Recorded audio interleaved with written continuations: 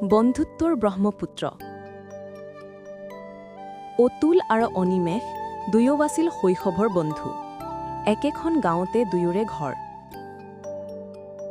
তেওঁলোকৰ বন্ধুত্ব আছিল যেন ব্ৰহ্মপুত্ৰৰ দৰে গভীৰ বিস্তৃত আৰু চিৰ প্ৰবাহমান অতুল গাঁৱতে থাকি দেউতাকক খেতি-বাতিৰ কামত সহায় কৰিবলৈ ল'লে আনহাতে অনিমেষে চহৰলৈ গৈ এটা সৰু চাকৰি যোগাৰ কৰিলে এবাৰ বৰষুণৰ দিনত গাঁৱত বানপানীৰ ভয়াৱহতা হ'ল ব্ৰহ্মপুত্ৰৰ পানী বাঢ়ি আহি অতুলৰ ঘৰখনৰ যথেষ্ট ক্ষতি কৰিলে ঘৰত থকা বয়-বস্তু ধান চাউল সকলো নষ্ট হ'ল অতুল একেবাৰে হতাশ হৈ পৰিল এনে বিপদৰ সময়ত তেওঁ কাকো একো ক'ব পৰা নাছিল অনিমেষে চহৰত থাকিয়ে বাতৰি কাকতত এই বানপানীৰ খবৰ পালে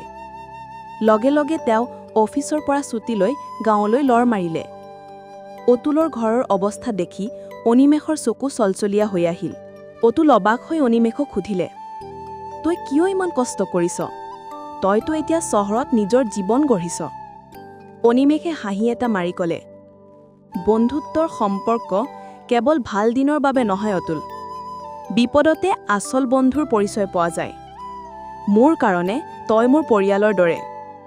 ব্ৰহ্মপুত্ৰই হয়তো কেইদিনমানৰ বাবে আমাক দুখ দিলে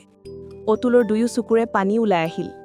সিহঁতৰ সেই নিস্বাৰ্থ প্ৰেমে দুয়োৰে মাজৰ বন্ধুত্বক আৰু বেছি শক্তিশালী কৰি তুলিলে সিহঁতে বুজি উঠিলে যে আচল বন্ধুত্বই সময় আৰু দূৰত্বৰ বান্ধন নামানে ই চিৰদিন অম্লান হৈ থাকে